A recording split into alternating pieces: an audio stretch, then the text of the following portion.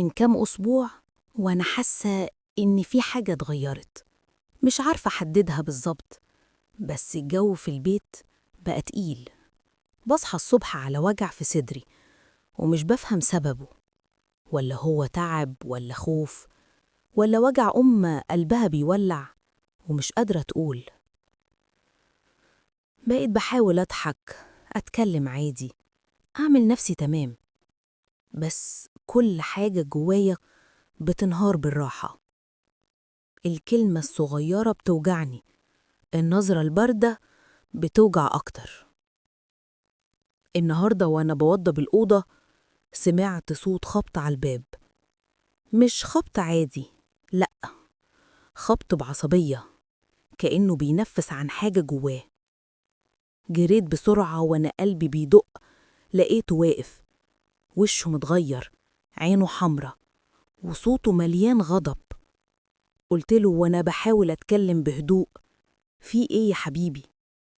ما ردش في الأول، وبعدين قالها وهو بيبص لي بنظرة مش بتاعته: سيبيني في حالي يا ماما، أنا مش طفل. الكلمة دي وقعت عليا زي السكينة. فضلت واقفة مش عارفة أرد. هو راح قافل الباب وراه، وأنا فضلت أبص في المكان اللي كان واقف فيه، كأن الهوا اتسحب من البيت. قعدت على الكنبة وإيدي على وشي، وبدأت دموعي تنزل من غير صوت. ابني اللي كنت بخاف عليه من نسمة الهوا بقى بيخافني، أو يمكن بيخاف من نفسه. الأب كالعادة في الشغل ما يعرفش حاجة من اللي بيحصل، ولو عرف هيضحك ويقول: سيبيه يعيل في سن المراهقة، بكرة يعقل. بس أنا مش حاسة إن دي مراهقة، في حاجة أعمق، حاجة بتغلي بين الحيطان. تاني يوم الصبح قررت أتصرف كأم عادية. قلت أهون الجو، أتكلم معاه عادي كأن امبارح ما حصلش. صحيت بدري ولبست ونزلت أجيب طلبات من السوبر ماركت. الدنيا كانت حر، فلبست بلوزة خفيفة وجيبة طويلة. ما كنتش واخدة بالي إن ده ممكن يضايقه، بس لما رجعت عرفت إن في حاجة مش مظبوطة. دخلت البيت لقيته واقف في الصالة، صوته واطي بس نظرته كانت نار. قال لي: انتي نازلة كده ليه؟ استغربت، ضحكت بخفة وقلت: مالها لبسي؟ رد بسرعة وبحدة: مش عاجبني، الناس كلها كانت بتبصلك. فضلت بصاله مش مصدقة، مش عارفة أرد ولا أضحك. الغيرة اللي في صوته مش شبه غيرة ابن على أمه، كانت غيرة فيها وجع، فيها رجولة صغيرة لسه بتتكون ومش لاقية مكانها. قلت له بهدوء وأنا بحاول أضحكها: يا ابني أنا نازلة أجيب طلبات، مش خارجة فسحة. قالها وهو بيبعد نظره: خلاص، المرة الجاية ما تلبسيش كده. دخل أوضته، قافل الباب وراه كالعادة، وأنا وقفت في نص الصالة، حاسة بخليط غريب من المشاعر: وجع، خوف، ولا يمكن ذنب. مش عارفة، بس اللي عارفاه إن في حاجة غلط، حاجة مش طبيعية خالص. قعدت على الكنبة وشايفة صورته في خيالي وهو صغير. كان لما أشيله يخبي وشه في صدري ويضحك. دلوقتي نفس الولد لما يبصلي بحس بخجل مش مفهوم.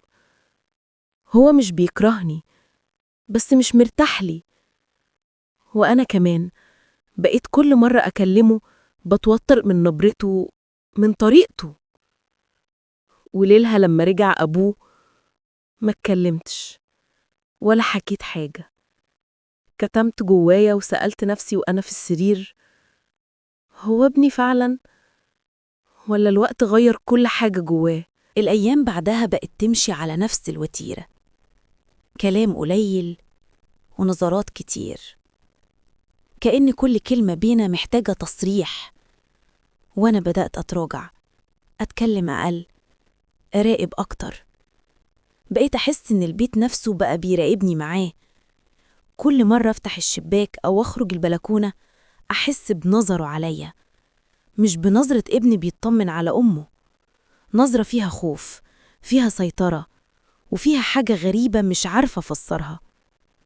في الأول كنت بقول لنفسي مراهقة، بس المراهقة ليها شكل تاني. دي غيرة، غيرة خناقة، ومعاها عصبية بتزيد يوم بعد يوم. في يوم كنت بتكلم في التليفون مع بنت خالته، دخل فجأة وقال لي بنبرة حادة: انت بتتكلمي مع مين؟ استغربت وقلت له: بنت خالتك يا حبيبي، في ايه؟ قال: كل شوية مكالمات، كل شوية ضحك، ما تسيب التليفون شوية. سكت، مش عارفة أضحك على كلامه ولا زعقله، بس الطريقة اللي قال بيها الجملة خلتني أبلع الكلام وأنا حاسة إن قلبي وقع. فضلت بعدها طول اليوم تايهة، مش عارفة هو بيعمل كده علشان خايف عليا، ولا علشان حاسس بوحدة، ولا في حاجة تانية هو نفسه مش فاهمها. الليل جه وأنا قاعدة على سريري، سمع خطواته في الممر، بتمشي ببطء زي خطوات حد محتار يدخل ولا لأ. ولما وقفت سمعت النفس بتاعه ورا الباب، زي ما يكون واقف يسمعني وأنا مش بتكلم. اللحظة دي جمدتني مكاني، مش من الخوف، لكن من الإحساس إن في حد قريب قوي ومش فاهم نفسه. عدى أسبوع وأنا عايشة في حالة قلق ما بتخلصش. كل حاجة بقت محسوبة، حتى نفسي وأنا بتنفس بقيت بحسه تقيل. هو ما بقاش يزعق، بس وجوده نفسه عامل توتر. يسكت كتير ويبصلي سكوت، نظراته بقت طويلة كأنها فيها كلام مش عايز يخرج. النهاردة رجع من بره متأخر، دخل البيت ورمى شنطته على الكرسي، بصلي وقال لي: مش قلتلك ما تتأخريش لما تنزلي؟ بصراحة الكلمة دي وجعتني أكتر من أي مرة. قلتله بهدوء وأنا بحاول ما بنش متضايقة: يا حبيبي، أنا كنت عند جارتنا 5 دقايق بالعافية. ما ردش، قعد على الكرسي وسكت، بس ملامحه كانت مش راكبة على بعض، زي ما يكون جواه حرب ومش عارف يسيطر عليها.